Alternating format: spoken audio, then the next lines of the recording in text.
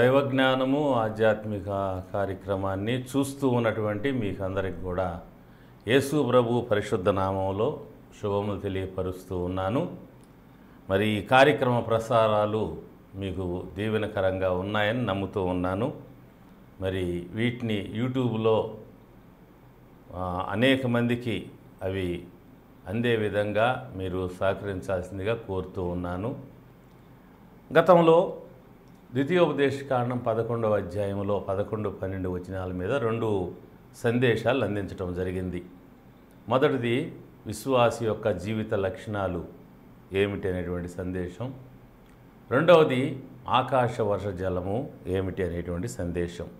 ఈ రోజున ద్వితీయోపదేశకాండం 11వ అధ్యాయము 11-12 వచనాల్లో ఉన్నటువంటి మరొక ముఖ్యమైన అంశాన్ని నేను అందించబోతూ ఉన్నాను. మరి జాగ్రత్తగా ఆలకించాల్సిందిగా, చివరి వరకు ఈ యొక్క సందేశాన్ని చూడవలసిందిగా, మరి దేవుని యొక్క దీవెనలు పొందాల్సిందిగా కోరుతూ ఉన్నాను. ఒకసారి వాక్య భాగాన్ని చదువుకుందాం.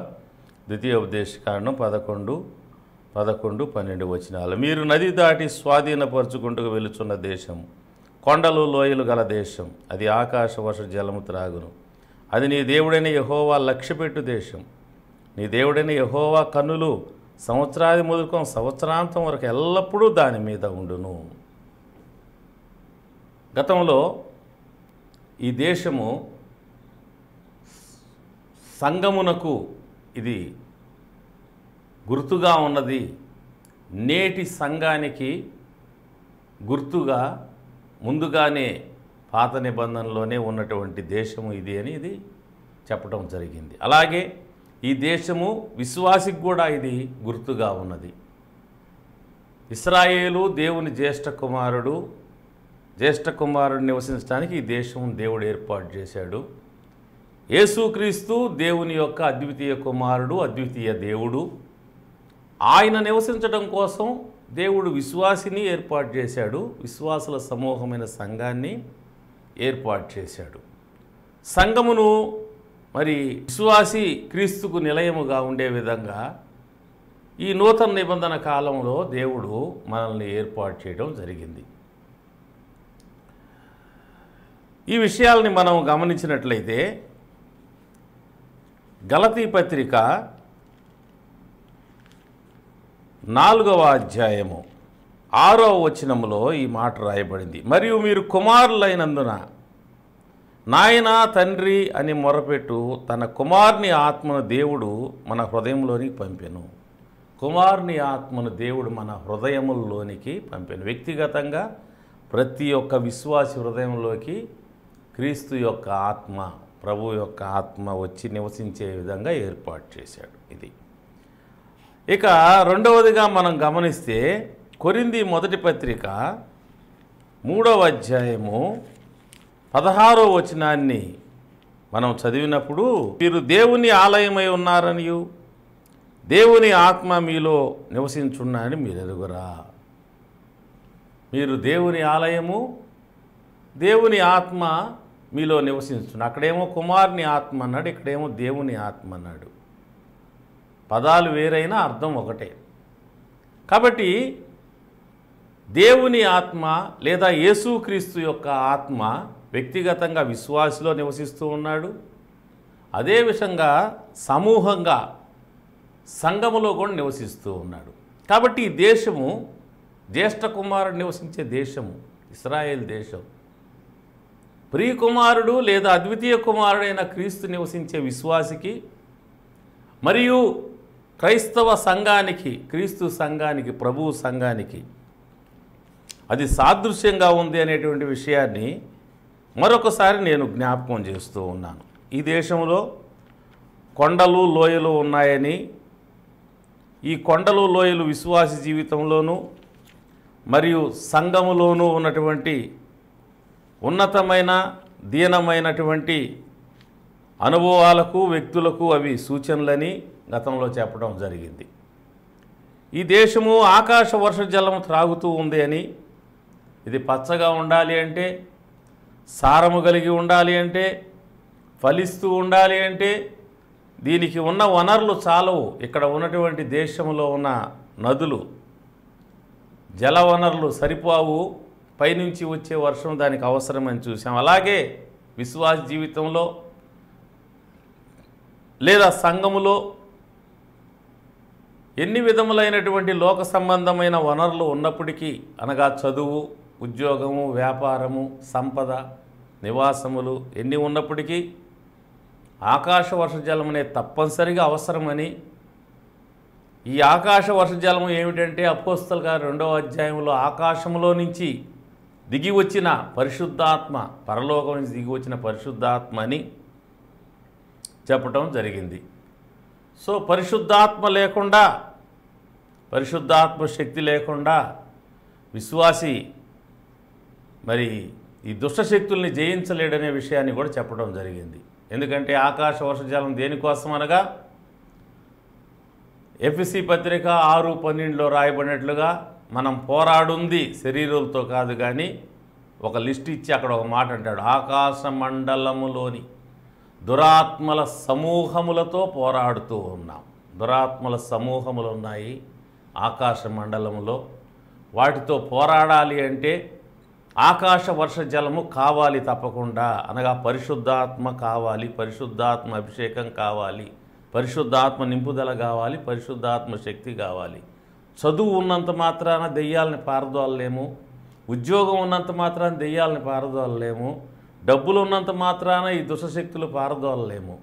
ఇవి నిత్యము మనకు తోడుగా ఉండి మనల్ని విసిగిస్తూ మనల్ని దేవుడి నుంచి దూరం చేయటానికి, మన జీవితాల్లో, మన కుటుంబాల్లో, మన సంఘాల్లో రకరకాల గొడవలు తీసుకొని వచ్చి, అల్లరి తీసుకొని వచ్చి, విభేదాలు తీసుకొని వచ్చి, చిరాకు తీసుకొని వచ్చి, నిరాశ నిస్సురో కృంగుదగలు తీసుకొని వచ్చి, రకరకాల సమస్యలు ఇవి క్రియేట్ చేస్తూ ఉంటాయి భూలోకంలో అని మనం చూసాం. ఆకాశ వర్షజలము లేని హేతువు చేత చదువుకున్న వాళ్ళు, ఉద్యోగం చేసేవాళ్ళు, సంపద ఉన్న అనేక మంది ఈ దుష్టశక్తుల యొక్క దాడికి తట్టుకోలేక వారు ఆత్మహత్య చేసుకొని చనిపోయిన పరిస్థితులు, పిచ్చివారుగా మారిపోయిన పరిస్థితులు, దుర్వ్యసనాలకు లోనైన పరిస్థితులు ఉన్నాయనే విషయాన్ని కూడా చూసాం. కాబట్టి ఈ యొక్క ఆకాశ మండలంలో ఉన్న దుష్టశక్తులన్నింటిలో కూడా పోరాడి విజయాన్ని సాధించాలి అంటే దేవుని యొక్క అభిషేకం తప్పనిసరిగా ఉండాలి. ఎప్పుడైతే వెలుగు నీలో ఉంటుందో చీకటి నీ దగ్గరికి రాలేదు.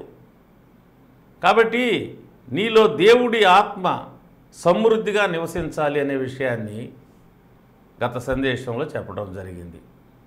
నువ్వు వెలుగుతో నింపబడినప్పుడు నీవు వస్తూ ఉంటే చీకటి పారిపోతూ ఉంటుంది. చీకటిలో ఒక ఫ్లడ్ లైట్ మనం చేతిలో పట్టుకొని పోతూ ఉంటే ఆ ఫ్లడ్ లైట్ ముందు ఎంత గాఢమైన చీకటి నిలబడలేదు, వెళ్ళిపోతూ ఉంటుంది. సో అలాగున నీవు ఒక ఫ్లడ్ లైట్ లాంటివి, ఒక గొప్ప వెలుగుతో దేవుని శక్తితో నువ్వు నింపబడినప్పుడు నీవు వస్తూ ఉంటే నీ ఎదుట ఏ దుష్టశక్తి కూడా నిలబడలేదు. పేతురు వస్తూ ఉంటే ఆయన ఎదుట ఏ దురాత్మ కూడా నిలబడలేకపోయింది, కేకలు వేసి పారిపోయేటువంటివి. సో ఆ విధంగా దేవుని అభిషేకంతో నువ్వు నింపబడాలి అని, నువ్వు నింపబడినప్పుడు అనుదిన జీవితంలో నీవు విజయం సాధించే వ్యక్తి ఉంటావని గత సందేశంలో చెప్పడం జరిగింది. ఈ రోజున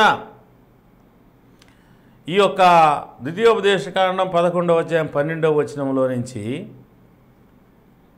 ఒక శ్రేష్టమైనటువంటి అంశాన్ని మీ దృష్టిలో తీసుకొని వస్తాను. చూడండి, అది ఆకాశ వర్షజలం త్రాగును, అది నీ దేవుడైన యెహోవా లక్ష్యపెట్టు దేశము. నీ దేవుడైన యెహోవా కన్నులు సంవత్సరాది మొదలుకొని సంవత్సరాంతం వరకు ఎల్లప్పుడూ దాని మీద ఉండును. దేవుని కన్నులు సంవత్సరాది మొదలుకొని సంవత్సరాంతం వరకు ఎల్లప్పుడూ కూడా ఆ దేశం మీద ఉంటుందంట. ఎందుకుంటాయి? అది తాను ఎన్నుకున్న దేశం, తన కుమారుడు నివసించే దేశం, తన జ్యేష్ఠ కుమారుడు నివసించే దేశం. కాబట్టి ఆయన దాని విషయంలో బహుశ్రద్ధ కలిగి ఉన్నాడు. అదే మాట ఇక్కడ చూస్తాం. అది నీ దేవుడైన యెహోవా లక్ష్యపెట్టు దేశం అంటాడు. లక్ష్య పెట్టడం అంటే దాని విషయంలో శ్రద్ధ, దాని విషయంలో ఎంతో ఆసక్తి, దాన్ని కాపాడే విషయం, దాన్ని పోషించే విషయం, దాన్ని అభివృద్ధి పొందించే విషయం, దానికి సహాయం చేసే విషయం, ప్రతి విషయంలో కూడా దేవుడు ఎంతో ఇన్వాల్వ్ అవుతాడు. మీరు ఇశ్రాయేల్ చరిత్ర మీరు చదవండి బైబిల్ గ్రంథంలో. పలువురు రాజులు ఇశ్రాయేల్ మీదకి వచ్చినప్పుడు దేవుడు ఎలాగ అద్భుతం కాపాడినాడో, దుష్టశక్తులకి సాదృశ్యమైనటువంటి పలువురు రాజులు, పలు సైన్యాలు ఆ దేశం మీదకి వచ్చినప్పుడు దేవుడు ఎంత అద్భుతంగా ఆ దేశాన్ని, ఆ ప్రజల్ని కాపాడాడు. ఈనాటికి కూడా ఆ దేశం కాపాడబడింది. ప్రపంచంలో ఎంతమంది దాన్ని నాశనం చేయాలని ప్రయత్నం చేసినా కూడా ఎవరి వల్ల కావటం లేదు. అది కాపాడబడుతూ ఉంది. ఎందుకంటే అది దేవుడు లక్ష్య పెట్టే దేశము. మీ దేవుడైన యెహోవా కన్నులు సంవత్సరాది మొదలుకొని సంవత్సరాంతం వరకు దివారాత్రం ఎల్లప్పుడూ దాని మీద ఉంటాయి. ఈ దేశం ఈనాడు అక్షరార్థంగా ఇశ్రాయేల్ దేశము వాస్తవంగా. అదే సమయంలో ఇది ఎవరికి సూచనగా, అలంకార రూపంగా మనం గమనిస్తే సంఘానికి సూచన, విశ్వాసికి సూచన. సంఘము మీద, విశ్వాసి మీద దేవుని యొక్క కనుదృష్టి ఉంటుంది. దేవుడు విశ్వాసి విషయంలో, సంఘం విషయంలో ఆయన ఎంతో శ్రద్ధ కలిగి ఉన్నాడు. ఈ విషయాన్ని మనము నూతన నిబంధన గ్రంథంలో పేతురు రాసినటువంటి మొదటి పత్రిక 5వ అధ్యాయము 7వ వచనంలో మనం చూస్తాం. ఆయన మిమ్మల్ని గూర్చి చింతించుచున్నాడు గనుక మీ చింత యావత్తు ఆయన మీద వేయండి అని రాయబడింది.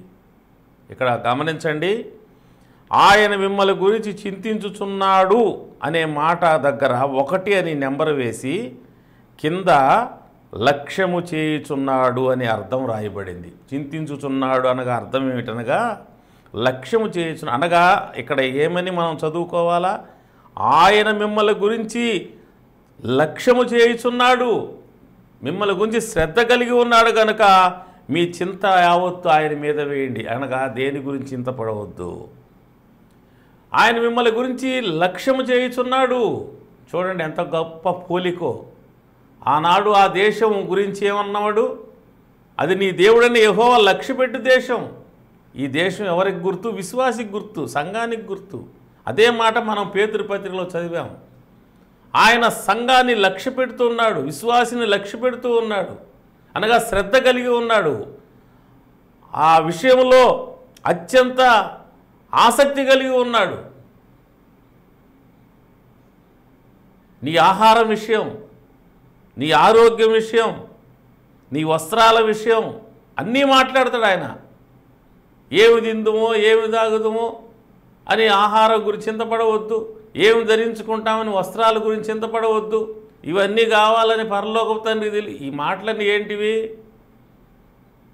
ఆయన శ్రద్ధ కలిగి ఉన్నాడు. నీ పోషణ విషయంలో, నీ ఆహారం విషయంలో శ్రద్ధ కలిగి ఉన్నాడు, నీ వస్త్రాల విషయం శ్రద్ధ కలిగి ఉన్నాడు, నీ ఆరోగ్య విషయం శ్రద్ధ కలిగి ఉన్నాడు, నీ చదువు విషయంలో శ్రద్ధ కలిగి ఉన్నాడు, నీ ఉద్యోగ విషయంలో శ్రద్ధ కలిగి ఉన్నాడు, నీ నివాసం విషయంలో శ్రద్ధ కలిగి ఉన్నాడు, నీ కుటుంబం విషయంలో శ్రద్ధ కలిగి ఉన్నాడు, నీ సంతానం విషయంలో శ్రద్ధ కలిగి ఉన్నాడు, నీకు కలిగిన సమస్తం విషయంలో ఆయన శ్రద్ధ కలిగి ఉన్నాడు.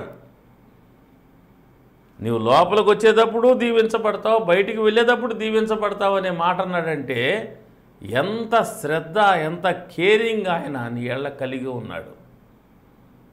అర్థం చేసుకోవాలి. అర్థం చేసుకున్నప్పుడు చాలా భయాలు తొలగిపోతాయి, చాలా నిరాశ నిస్పృహలు తొలగిపోతాయి. అందుకే దేవుడు వాక్యాన్ని ఎప్పుడు జ్ఞాపకం చేసుకోవాలి, మర్చిపోకూడదు. వాక్యం విని మర్చిపోతే అది మనలో పనిచేయదు. అది జ్ఞాపకం చేసుకుంటూ ఉంటే ఆ వాక్యం మనల్ని ఆదరిస్తుంది, ధైర్యపరుస్తుంది, బలపరుస్తుంది. కాబట్టి ఆయన మన విషయంలో శ్రద్ధ కలిగి ఉన్నాడు. ఇంకో మాట ఇక్కడ ఉంది, నీ దేవుడైన యెహోవా కన్నులు సంవత్సరాది మొదలుకొని సంవత్సరాంతం ఎల్లప్పుడూ దాని మీద ఉండును. ఎల్లప్పుడూ కూడా దేవుడు కన్నులు నీ మీద ఉంటాయి, నీ కుటుంబం మీద ఉంటాయి, నీ నివాసం మీద ఉంటాయి, నీ సంఘం మీద, నీ పరిచర్య మీద, నీ ప్రయాణాల మీద, ఈ నూతన సంవత్సరంలో, ఈ మొదటి మాసంలో, ఇప్పుడే కాదు నీ జీవితకాలం అంతా నువ్వు గుర్తుంచుకోవాల్సిన మాట. దివారాత్రములు, ఎంత చక్కని మాట. సంవత్సరాది మొదలుకొని సంవత్సరాంతం వరకు ఎల్లప్పుడూ అంటే దివారాత్రాలు 24 hours నీ మీదనే ఉన్నాయని కన్నులు. అంటే ఆయన శ్రద్ధ నీ మీద ఉంది.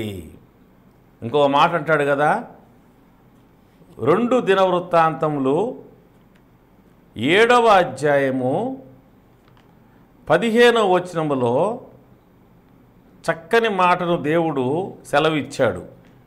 ఈ స్థలమందు చేయబడు ప్రార్థన మీద నా కనుదృష్టి నిలుచును, నా చెవులు దాన్ని ఆలకించును. 16వ వచనం, నా పేరు ఈ మందిరానికి నిత్యం ఉన్నట్లుగా నేను దాన్ని కోరుకొని పరిశుద్ధపరిచితిని. నా దృష్టి, నా మనస్సు నిత్యము దాని మీద ఉండును. మందిరము మీద అంటే ఇశ్రాయేల్ దేశాన్ని దేవుడు కోరుకున్న పిదప అక్కడ దేవుడు మందిరం కట్టించాడు. మందిరాన్ని గురించి మాట్లాడుతూ ఉన్నాడు.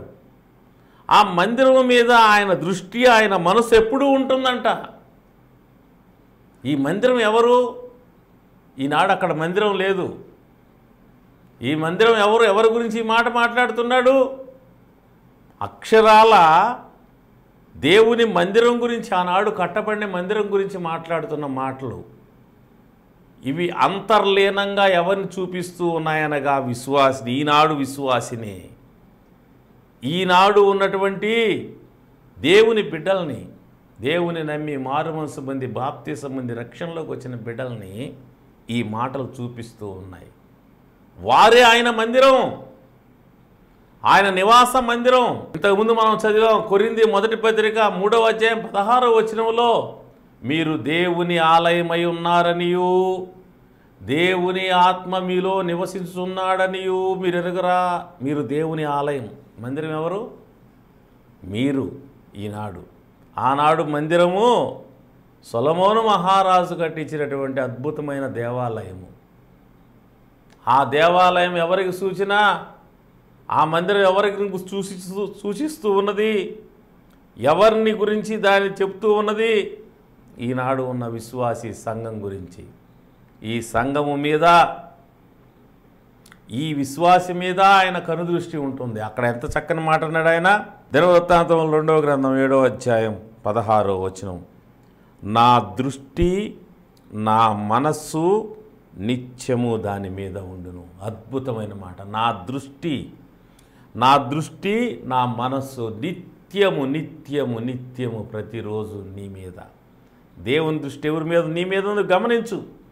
దేవుని మనసు ఎవరి మీద ఉంది? నీ మీద ఉంది, గమనించు. నీ మీద, నీ కుటుంబం మీద, నీ నివాసం మీద, నీ కలిగిన సమస్తం మీద ఆయన దృష్టి పెట్టున్నాడు. దివారాత్రము ఆయన కన్నులు నిన్ను చూస్తూ ఉన్నాయి. ఆయన కాపుదల నీ మీద ఉన్నది, ఆయన భద్రత నీ మీద ఉన్నది, ఆయన ఆశీర్వాదం నీ మీద ఉన్నది, ఆయన రక్షణ నీ మీద ఉన్నది. ఆయన తన కలిగిన సమస్తము కూడా నీకు ఇవ్వటానికి ఆయన ఇష్టపడ్డాడు.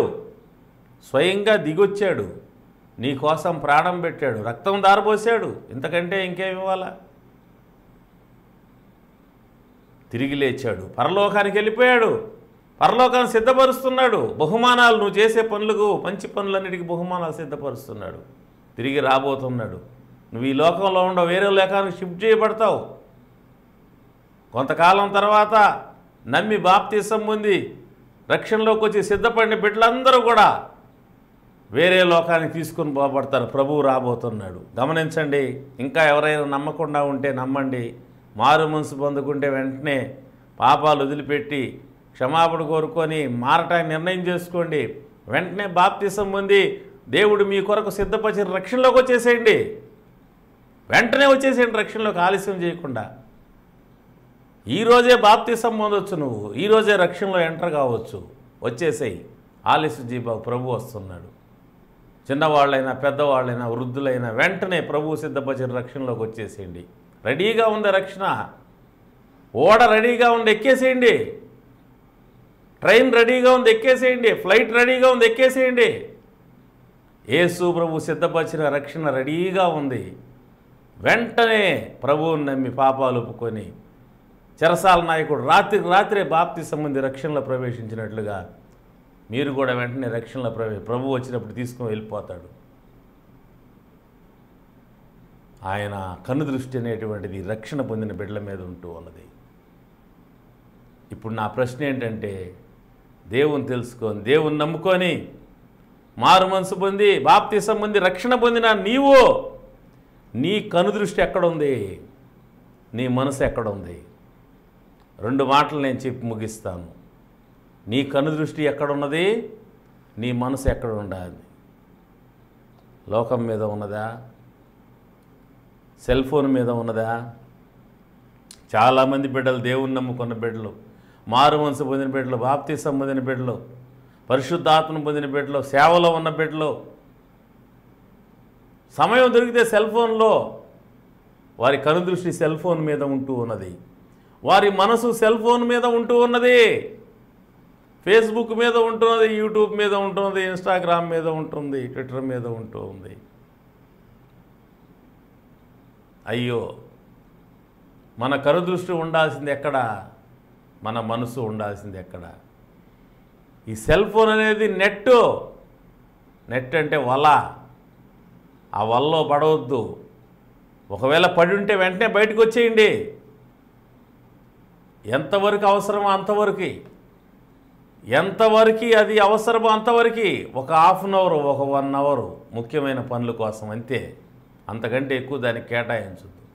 యవ్వన బిడ్డలు చాలామంది నెట్లో పడిపోయి ఉన్నారు, వలలో పడిపోయి ఉన్నారు.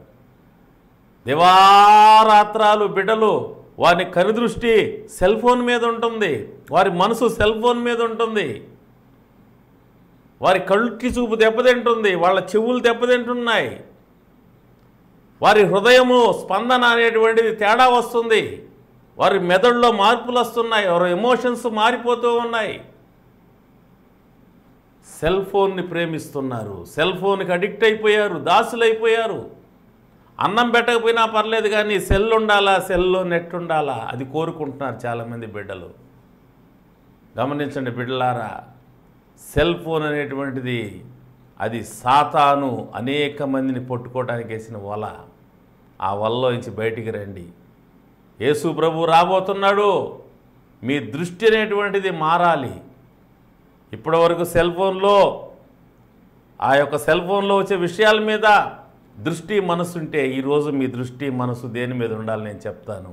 గమనించండి. 119వ కీర్తన 145వ వచనం. నీవిచ్చిన వాక్యము నేను ధ్యానించుటకై నా కన్నులు రాత్రి జాములు కాకమునుపే తెరుచుకొందును. నా కన్నులు రాత్రి జాములు కాకమునుపే తెరుచుకొందును. ఏం చూడటానికి? వాక్యము చూడటానికి. నీవిచ్చిన వాక్యం నేను ధ్యానించుటకై. వాక్యాన్ని చూడటానికి కన్నులు ఉపయోగిస్తున్నాడంట భక్తుడు. కన్నులు ఎక్కడ ఉండాలా? దేవుని వాక్యం మీద ఉండాలా. 1వ కీర్తన అందరికి గుర్తుంటుంది. దుష్టుల ఆలోచించపు నడవక, పాపుల మార్గం నిలవక, అపహాసకులు కూర్చుండక, యెహోవా ధర్మశాస్త్రం ఆనందించు, దివారాత్రము దాన్ని ధ్యానించువాడు ధన్యుడు.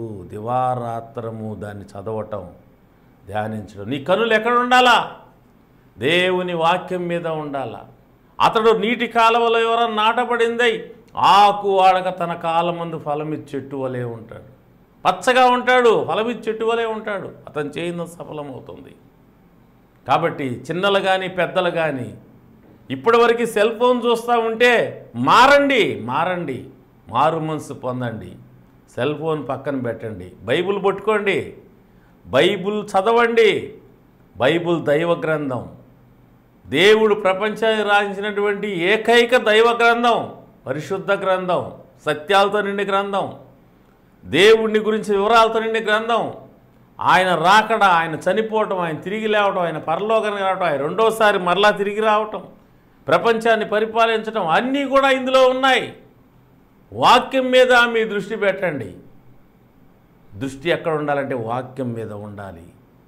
రెండోది మనస్సు. మనసు ఎక్కడ ఉండాలా? కొలస్సీ పత్రిక 3వ అధ్యాయము, మీరు క్రీస్తుతో కూడా లేపబడిన వారైతే పైనున్న వాటిని వెదకండి, అక్కడ క్రీస్తు దేవుని కుడిపార్శ్వన కూర్చున్నాడు. పైనున్న వాటి మీదనే కానీ భూ సంబంధమైన వాటి మీద మనస్సు పెట్టకొనకుడి. పైనున్న వాటిని వెదకండి, పైనున్న వాటి మీదనే మనసు పెట్టండి. మనసు ఎక్కడ ఉండాలా?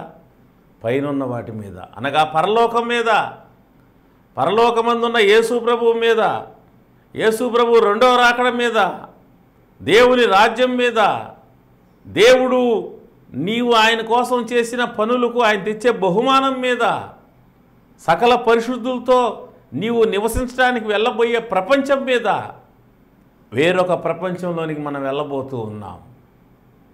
అది మహిమకరమైన ప్రపంచం, అది వాస్తవమైన ప్రపంచం. ఆ ప్రపంచానికి అధిపతి యేసు ప్రభు. ఆయన నమ్మటం ద్వారా ప్రతి వ్యక్తి ఆ ప్రపంచంలో ఎంటర్ అవుతున్నాడు, నరకం నుంచి తప్పించుకొని పరలోకంలోకి వస్తున్నాడు. కాబట్టి వెళ్ళబోయే ఆ ప్రపంచం మీద మనసు ఉండాలి. ఇంతవరకు లోకం మీద నీ మనసు ఉందేమో, ఈ చదువులు, ఉద్యోగాలు, వ్యాపారాలు, సంపాదనలు, కష్టాలు, సుఖాలు, అప్పులు, అవి ఇవి వీటన్నిటి మీద మనసు పెట్టుకొని నువ్వు జీవిస్తున్నావేమో. ఈరోజు నీ మనసు మార్చుకో, ఇవి ఒక పక్కన పెట్టు, దేవుని మీద మనసు పెట్టు, పరలోకం మీద మనసు పెట్టు, రెండవ రాకడ మీద మనసు పెట్టు. ఆయన కొరకు సిద్ధపడు, ఆయన కొరకు జీవించు, ఆయన బిడ్డగా ఆయన మార్గంలోకి రా, ఆయన త్రోవల్లో నడుచుకో. దేవుని కనుదృష్టి దివారాత్రం ఆ దేశం మీద ఉన్నది. దేవుని యొక్క బిడ్డలో పైన ఆయన కనుదృష్టి ఉంటుంది, ఆయన మనసు ఉంటుంది. నీ మీద ఆయన కనుదృష్టి, నీ మీద ఆయన మనసు ఉన్నది. అయితే నీ మనసు, నీ కనుదృష్టి ఇది మొదలుకొని దైవ గ్రంథమైన బైబిల్ మీద ఉండాలి, పరలోకంలో ఉన్న ప్రభువు మీద ఉండాలి, పరలోక రాజ్యం మీద ఉండాలి. అలా ఉంటాయని నిర్ణయం చేసుకొని నీ జీవితాన్ని ఈ నూతన సంవత్సరం దేవుని డెడికేట్ చేసుకోవాల్సిందిగా ఆహ్వానిస్తూ ఈ మాటలు ముగిస్తాం. ప్రభువు మిమ్మల్ని మీ కుటుంబాలు దీవించునుగాక. ఆమేన్. ప్రార్థన చేసుకుందాం. ప్రేమ కలిగిన తండ్రి, ఈ వాక్యం విన్న బిడ్డలందరినీ వారి కుటుంబాలు దీవించండి. విన్న వాక్య ప్రకారం ప్రతి ఒక్కరు జీవించు సహాయం చేయండి. బలహీనలు బలపరచండి, కృంగిన వారిని లేవనెత్తండి, గుండె చెదిరిన వారిని బాగు చేయండి. ప్రతి ఒక్కరు సహాయం చేయండి, ప్రతి ఒక్కరిని రక్షించండి, ప్రతి ఒక్కరిని స్వస్థపరచండి, ప్రతి ఒక్కరికి మేలు చేయండి, మహిమ పొందండి. యేసు నామములో ప్రార్థిస్తున్నాను తండ్రి, ఆమేన్. తండ్రి, కుమార, పరిశుద్ధాత్మ త్రియేక దేవుని సన్నిధి, సమాధానం, సకల దీవెనలు మీకు మీ కుటుంబాలకు సదాకాలం తోడేయునుగాక. ఆమేన్.